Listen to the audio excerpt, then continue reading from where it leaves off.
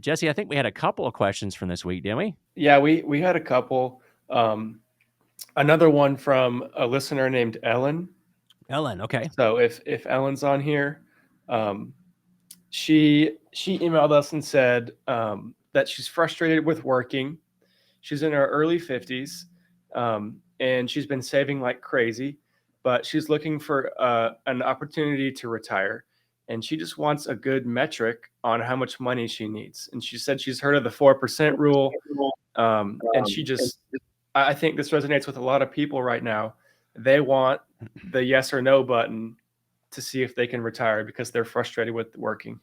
Well, Ellen, I think first and foremost, you're asking the right question. You should be thinking about that, even if it's, you're not going to retire next week. But oftentimes we'll have people come in and I've told this story before that someone comes in, they say, I want to make sure I have enough to retire. And I go, great, we'll help you do that. But when do you want to retire? And they say, well, I just gave notice. And that's not the time for that. And there is a lot of information out there, but I think one of the biggest things that's been kind of changing right now, and it has to do with the bond market, is we've been in this 40-year cyclical bull market for bonds, and that is coming to an end. It's numbing to people. They think this is just going to keep happening. Yeah, I mean, we get so convinced that the market only goes up, and in this case, that bonds only go up. And we are near the end of a 40-year cyclical bull market in bonds, where bonds only go up.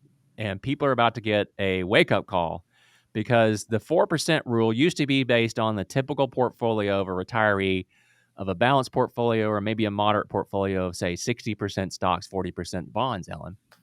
And that the rule was, hey, if you only withdraw 4% over a period of time, you'll just be fine. Mm-hmm. Well, what we're seeing is that maybe you can't withdraw that much. Maybe you need to adjust that figure. And we don't really stick to that arbitrary rule in our office. We're looking at performance every year. We have a glide path for our clients about how much they can withdraw over, but we may need to adjust it. We may need to adjust it from time to time, and you may need to increase it. We may tell you to need to decrease it. So it's a long process, a lifetime. But you're asking the right questions, Ellen. How much do I need to retire? And a good rule of thumb is you need to make sure that you've got enough funds there to last a long life.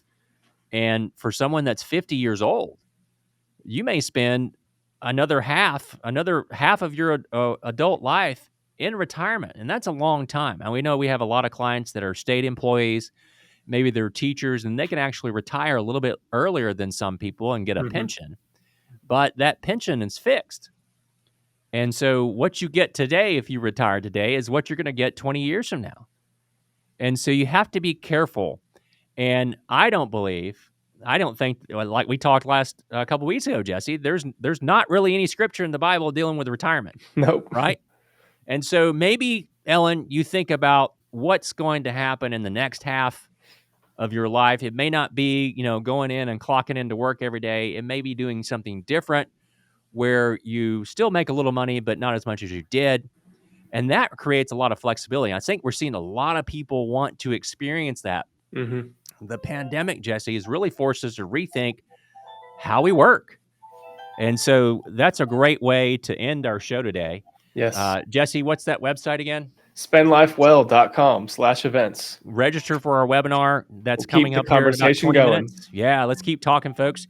You can give us a call anytime during the week at 800-491-4508. Have a great day. You're listening to the Spend Life Well Show.